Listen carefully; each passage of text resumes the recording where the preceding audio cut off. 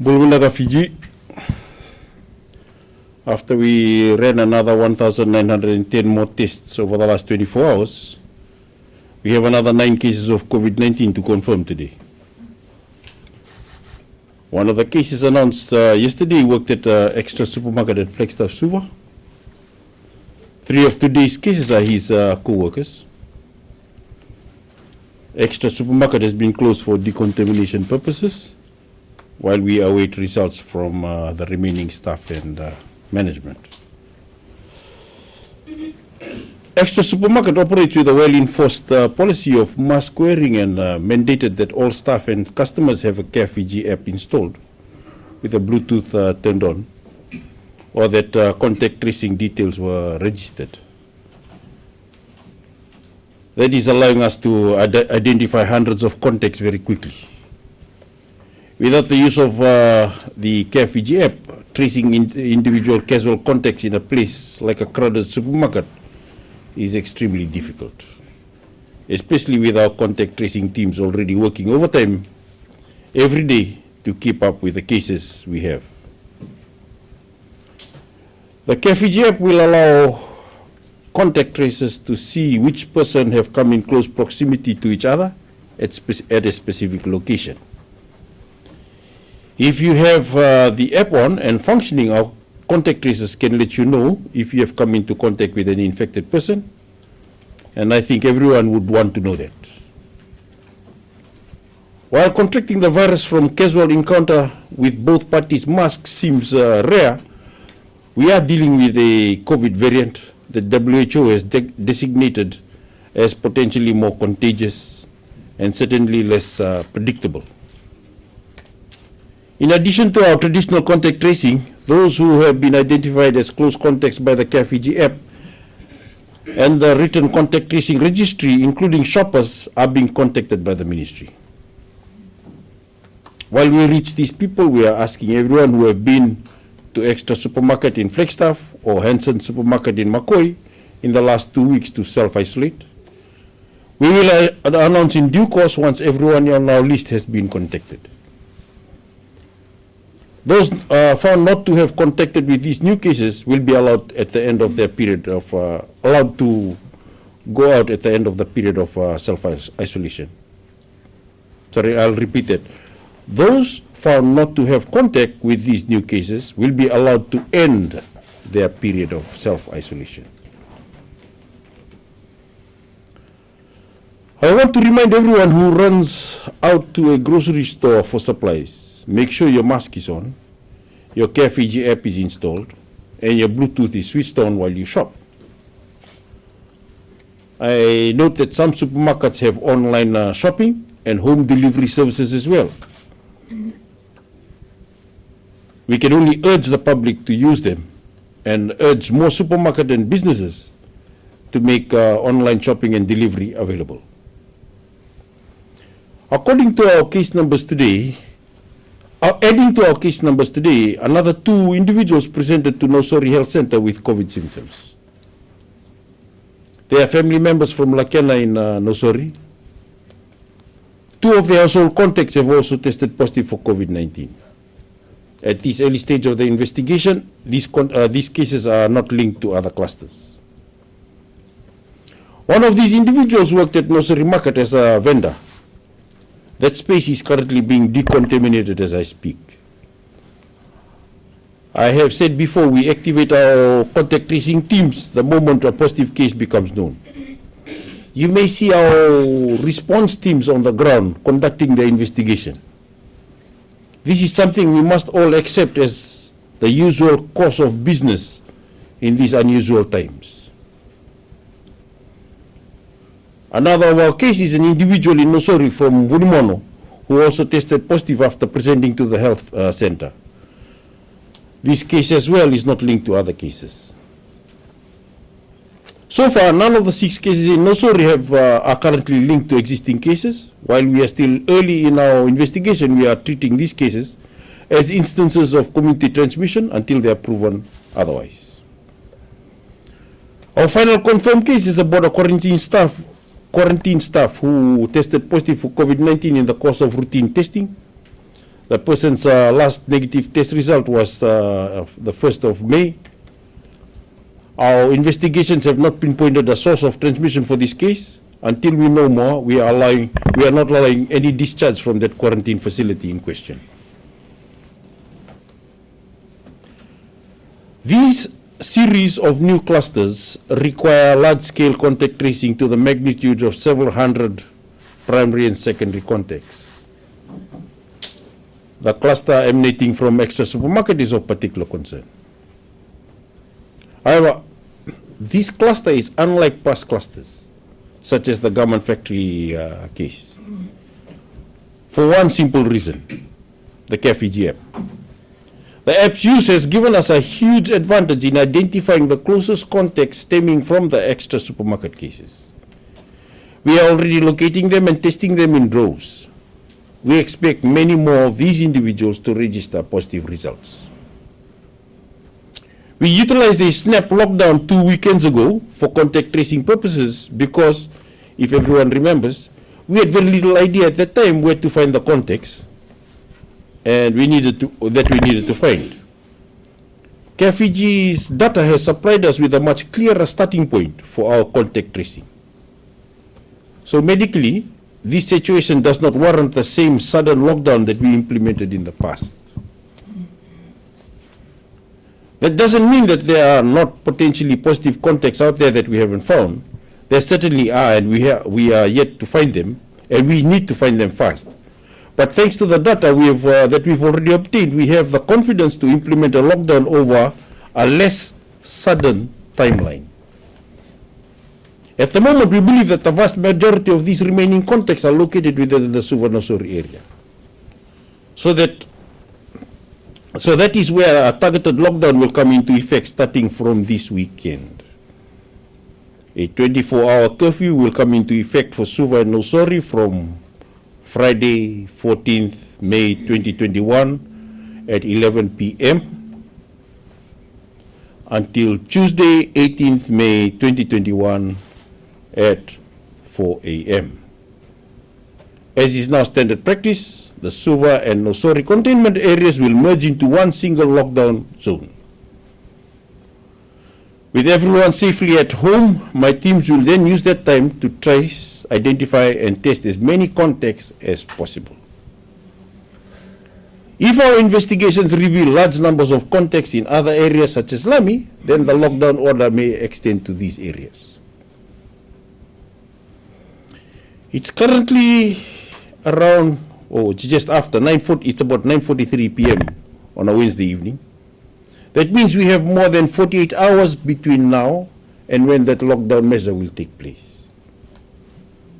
That is more than enough time to prepare ourselves properly without causing mayhem and disorder. You have 2 full days to manage your shopping and purchase food and other essential items for your home. If you're going to do shopping, you must have a CareFiji app installed with Bluetooth turned on. It does not chew data or the battery. If you go to the supermarket and see a crowd, do not add to the problem. It could literally endanger your life and the lives of those you love. If you see a crowd, go to a different shop or do your shopping at a different time. Better yet, call 158, report the violation of COVID-19 protocols. Business must take responsibility as well by ensuring mask wearing, proper physical distancing, and mandating the use of CareFiji by all shop staff and shoppers. For those who genuinely need an emergency food supply in the latter part of the curfew, we are going to set up another dedicated hotline for you to call so that food rations can be delivered to you. We have details to announce on that number tomorrow. New measures will also be coming into effect for the rest of Viti Levu. While we conduct assessments on the need for a more sustained lockdown period. From Saturday, 15th of May 2021, the curfew hours of all of Viti Levu will expand from 6 p.m. until 4 a.m. every day. Outside of Viti Levu, the curfew hours will remain from 11 p.m. until 4 a.m. That means if the lockdown of Suva and Nosori expires on schedule, then the curfew hours of 6 p.m. to 4 a.m. will apply to these areas as well. So to be perfectly clear, Suva and Nosori are going on to full lockdown from Friday night at 11 p.m. until Tuesday morning at 4 a.m. That means everyone in these areas must stay home. Starting from Saturday night, the rest of Viti Levu will have an expanded curfew hours from 6 p.m. until 4 a.m. For the rest of Fiji, the existing curfew hours from 11 p.m. until 4 a.m. will be maintained. Now, our contact tracing and testing throughout the weekend will then reveal the way forward for our containment strategy. Whatever course we take, we will provide you with ample notice ahead of time. I know we saw some panic buying yesterday. And yes, when I see images of these crowds, I can only see lives put at risk. When I see so many people gathered together, I can only see the potential for our ICUs to be filled with dying patients. And I admit, I did react rather strongly to it. I feared those runs to the supermarket would lead to widespread transmission of the virus. And I really hope that I'm wrong about that.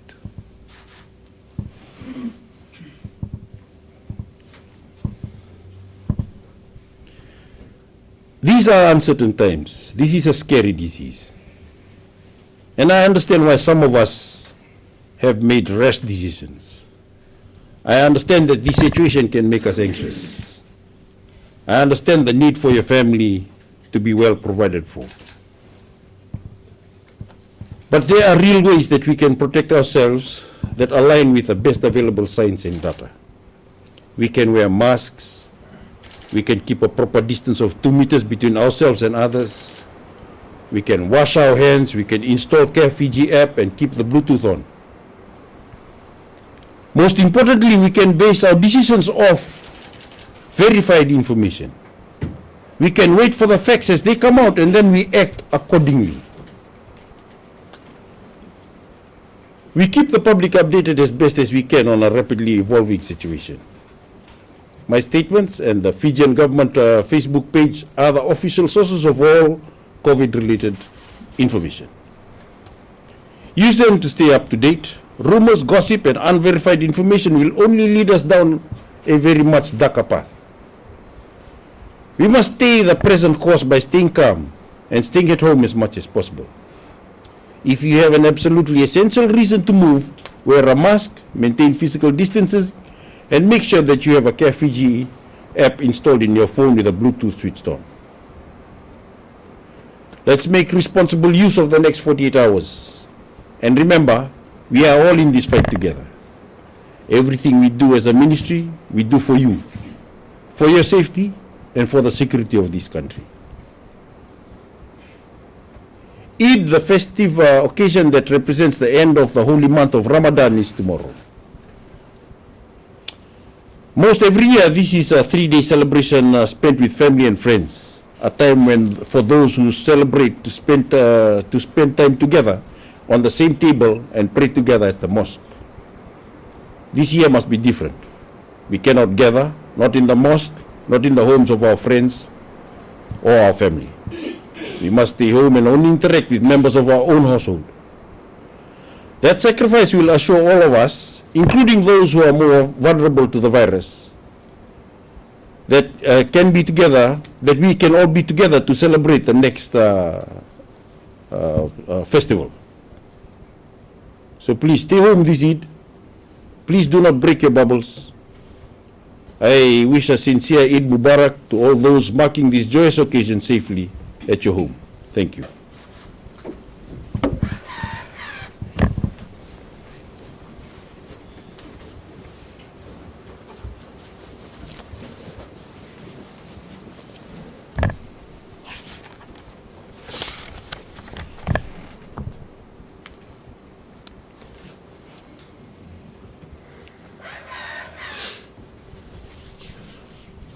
Good evening, and thank you very much for staying connected this evening to listen to these important messages.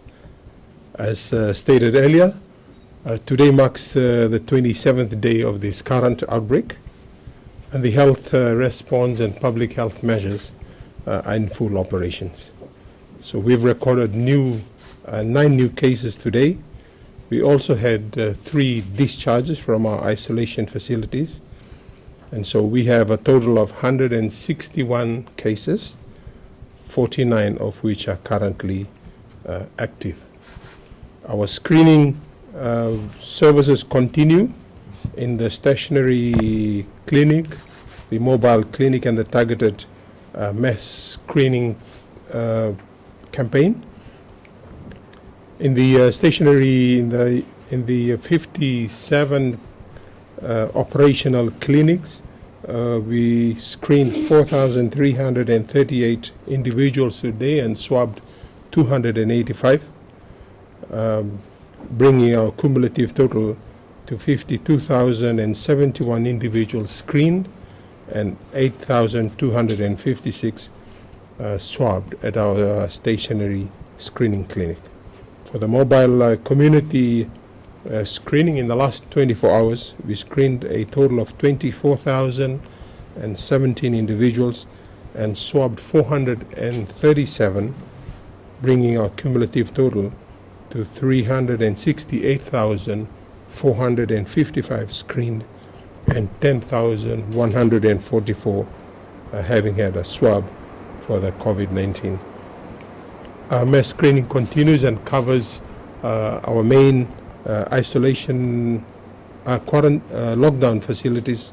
Also our community isolation facilities remain in operational with 70 individuals currently located in 4 community isolations facilities. At Lautoka, as I stated yesterday, the antenatal clinic for mothers started off well at the new site at the old MSP building at the corner of Drasa Avenue and Awini Street. We are very happy with the output today, and we hope that this clinic is convenient for mothers who need to attend this antenatal clinic. The FEMAT field hospital was fully operational as well, and in the last 24 hours saw 50 patients in the outpatients services that included specialist outpatients, pediatric clinic, as well as the dental clinic. The hospital also admitted 7 patients, operated on 7 patients, and had 4 deliveries, of which 2 were under cesarean section operation. As the outbreak evolves, we acknowledge and thank members of the public who are diligent in following the public health measures. They stay home when they don't have any necessary reason to move. They are wearing masks when they are in a supermarket, bus, or taxi. They avoid gatherings and don't try to hold functions that bring people from other households in the village, neighborhood, or community. They are practicing correct self-hygiene, correct cough and sneezing etiquette, and they maintain social distance when they are in a queue or in a crowd. They are downloading and activating the Care Fiji app and don't attempt to cross lockdown borders unnecessarily. They are also stepping forward and getting vaccinated. We thank villages and communities that have taken a strong stance against the virus by stopping unnecessary movement and bringing people together in a group or crowd. And we also acknowledge and thank businesses and workplaces that are enforcing COVID-safe measures in their premises. All these measures and actions work and work best together and must be practiced together to stop the spread of the virus.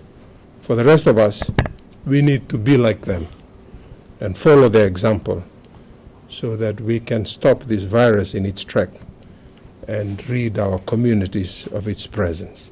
Thank you, members of the media. We're open to questions now. So once again, ask the question, name and organization. Good evening, Dr. Fong and Dr. Tundravu. My first question is, has the ministry decided on what will be done to people who continue to disregard advisories to self-isolate, given that they are not only endangering their lives and the lives of their families, but more importantly, the lives of citizens who are following the advisories from the health ministry?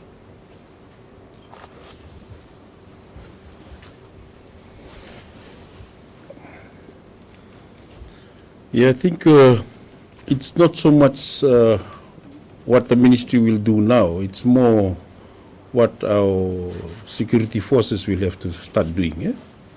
And I have been in a few meetings where they are now working and solidifying this need to enforce the COVID-19 measures. And I think when it will become more evident in the forthcoming days. And what mechanisms are in place to ensure that there is no abuse of the food rationing service that's usually activated during a lockdown period? If you can just enlighten us with the mechanisms in place. One of the things that we did learn in the 56 days that we were talking about with regards to 56 hours that the first lockdown we did, was that we really did need somebody else to handle the food rationing program. And we have discussed this extensively with the Ministry of Economy, and they have got their own details. I do know that they have a number that is better suited. They have SMS services that they will be able to use, and they have something called a USSD code. Yes. That they got that service that they are bringing on to help them facilitate the movement or the rationing of food. So I think we'll leave it at that, because they are now being the ones who will look after that part of the program. And finally from me, on the way that the public are reacting to some of the messages that they see online is likely because most of these rumors are proven to be correct during press conference. What is the ministry doing to ensure that these information are not at the public consumption prior to your announcements? So what you're seeing is part of the problem when we move into trying to set up meetings. We have to meet. We must meet with more than one person. It appears as if there was one particular discussion that we were having about the various modes of a lockdown was shared in the public space. It was an example of what we needed to consider. It was a technical meeting that was done in this room. It appears to have been shared straight out from the meeting. So I guess the best we can do is go ahead and do some damage control and tell people that, unless we formally announce the actual measures, there is, you can't rely on those rumors. As per that message that went out relating to a technical discussion we had here about lockdown, you can see that it was very detailed. And that detail is not the detail that we're giving out today. Because we used it as an example of how to move forward. And I think that some people will, if people just need to take the message that is coming from us when we officially announce it rather than to respond to unofficial announcements. Yes. Dr. Fong, Lidhe Movanov for Radio New Zealand. My question is still to do with communications. You've now done almost a month of telling people to listen only to official sources, and the other government departments are doing the same. But you can see now from the increase in clusters and from what looks like people not adhering to instructions that maybe there is a need for a change in communications. Would you consider having some sort of public relations initiative much earlier in the day to curb the panic-driven events which has now led to more cases? Would the government consider prioritizing at least curbing public panic? I can't agree with you more that we do need to improve our communication strategy. And that is something that I, for one, will be working on. I've been working on with a few others. We've been discussing it. There's a communication group that we sit with and we discuss. But I think ultimately, you know, I mean, we have put a plan together and we have thought about it. It's just that when we can implement it is the issue that we will have to work with. But would you agree that doing them very late at night like this, when even young people and maybe some of the older generation are asleep, is not practical anymore, at least for public panic? I think you have a point, but I mean, as I said, there is a delicate balance between ensuring that I got all the information that I need to share and that what I share is accurate against making sure that the message is coming out at the right time. I do struggle a little bit even during the day, having to keep responding to a lot of reports that are coming in. And while I'm trying to dictate how we are responding, how can I mobilize resources to those responses, I'm at the same time having to type out responses that are going to the media. And it's not a very easy thing to do at the moment. So I think all in all what I'm getting at is that we will have to relook at the whole strategy moving forward. We will have to do some degree of segregation between the team that's driving the response and the overseeing of the response and the team that's driving the narrative. So we can agree on some of the points that you have mentioned, but I do believe that because this is a new situation that we're facing, challenges are evolving day by day and there's a lot of different changes that are occurring. A lot of our priority is in trying to sort out our response. And at the moment, you know, for reasons that maybe everybody can understand, the comms part of it is taking a second. It's coming second to the fact that we have to respond. So you might have somebody jumping out into closing a market, and we still not yet have brought it out to the public, because we're so focused on trying to get the response and to dealing with the problem. But I agree, we will have to get the comms up a bit more so that we can get more public confidence in the way that we are working. Thank you. Dr. Fong, my last question is to do with strategy. A while back, maybe about 2 weeks ago, when we had less community transmission cases, you talked about the Ministry of Health strategy being about meeting the virus out in the field so that you don't have to meet them in the hospitals. Are we close to the point at which you're going to be changing strategy and putting more attention on preparing for the sick people? How are we in terms of your strategy? Where are we now? Yes, that's a good question. Yes, what's going to happen is that the next 48 hours during the lockdown period, 48 hours and during the lockdown period, the weekend, we will be pulling together a lot more information. We do know that we've had 3 severe cases, 2 of whom have, one of whom passed away, and we do have, we have had some recoveries from the severe cases. We are now looking at trying to see whether or not what the indications are with regards to the cases that are positive, how many of them are likely to turn to be severe.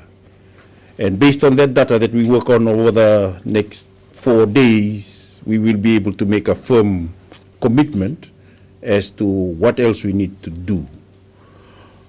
I don't personally feel that we are going to be able to, we are ready to jump back out from the field yet. I still feel that there is every chance that we will get ahead of the game if we follow a game plan where we allow ourselves to see more clearly where the end point is. And that game plan does involve the lockdown, it does involve the containment strategy, and it may involve something a bit more severe in terms of containment strategy than what we have right now. That's what all the containment strategies we do is just for us to be able to say, okay, let's try and stop this virus from moving so that we can get ahead of it. Dr. Fong, Eva from Fiji Village. Can you confirm if I noted that you did not mention it in your speech? Can you confirm if essential services will be in operation during the 24-hour curfew for Suva and Nosore? And which? Yes. Over the next 2 days, we will be able to give you a better detail. But what we're going to do is that we're going to shut off everything. It's going to be like a 24-hour curfew that's going to last 3 days. What we're trying to do is give you time to preposition your supplies to those who can preposition supplies. At the same time, we have discussions with numerous other partners to set up some supply system and a good call line, an improved call line, where people with needs, especially towards the latter part of the 3 days, they can call that line and we can bring them something to eat. I must admit that we actually did require these 72 hours to try and reposition our strategies and think of what other containment strategies we have to do. So these 72 hours is not the end of everything.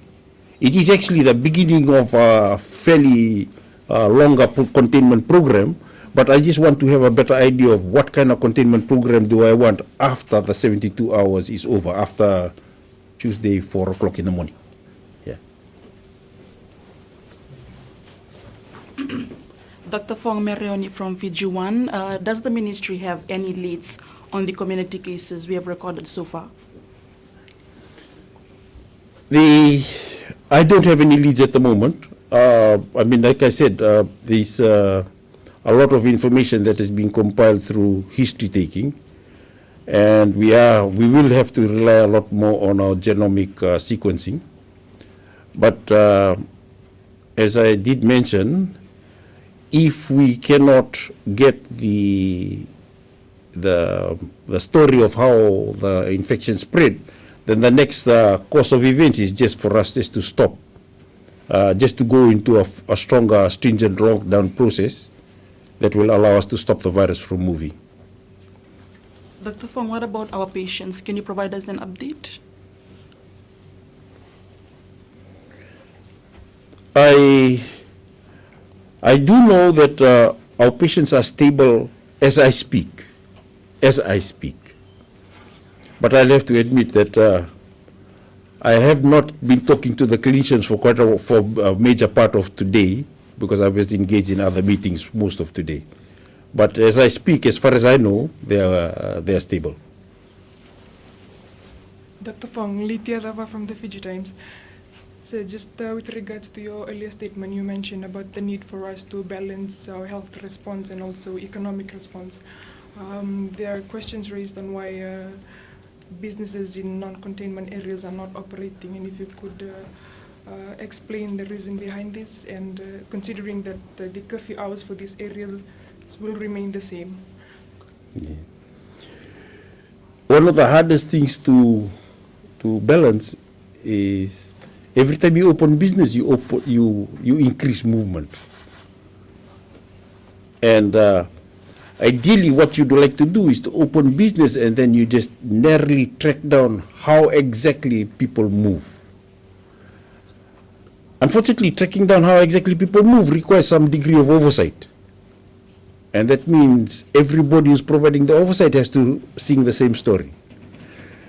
At the moment, I feel that once we have finished this current lockdown that's coming, I do know that there'll be a lot of meetings and discussions happening within all the other agencies for us to try and look at ways and means of ensuring that we can balance the economic issues with the need to stop the virus from moving. We have it's an easy word to say, but it's a fairly complicated thing to do.